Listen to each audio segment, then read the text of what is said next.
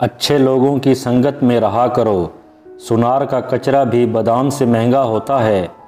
مضبوط انسان وہ نہیں ہوتا جو روتا نہیں، بلکہ مضبوط انسان وہ ہوتا ہے کہ جس کی آنکھوں سے آنسو نکلیں اور وہ ان آنسوؤں کو پونچھ کر ایک بار پھر دنیا کا مقابلہ کرنے کو تیار ہو جائے۔ کبھی کبھی غصہ مسکراہٹ سے زیادہ خاص ہوتا ہے، کیونکہ مسکراہٹ سب کے لیے ہوتی ہے، مگر غصہ صرف ان کے لیے جن کو ہم کھونا نہیں چاہتے۔ انسان کی پرورش اچھی ہو تو برے ماحول میں بھی اچھائی ڈھونڈ نکالتا ہے، اور پرورش اچھی نہیں تو اچھے ماحول سے بھی کچھ نہیں لیتا۔ قدر کرو ان لوگوں کی جو تمہیں بنا مطلب چاہتے ہیں، کیونکہ دنیا میں خیال رکھنے والے کم اور تکلیف دینے والے زیادہ ہیں۔ مرد شادی کے بعد بھی طالب علم ہی رہتا ہے، بیوی کو لگتا ہے ماں سکھا رہی ہے، اور ماں کو لگتا ہے بیوی پڑھا رہی ہے۔ گھر میں موجود اس مزدور کی قدر کریں جو آپ کی زندگی میں آئی اور پھر کبھی چھٹی پر نہیں گئی۔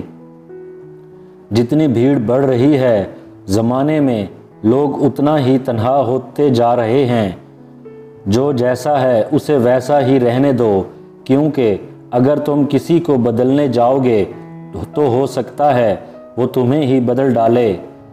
زیادہ محبت اور پرواہ کرنے والوں کے ہاتھ میں کچھ نہیں آتا، نہ رشتوں کی مٹھاس، نہ ان کا احساس، نہ ہی ان کی قدر کی جاتی ہے۔ بس ایک ذہنی فریب سا رہتا ہے کہ وہ بھی ہمارے ساتھ ویسے ہی ہیں جیسا کہ ہم، لیکن حقیقت بڑی ہی دلخروش ہوتی ہے۔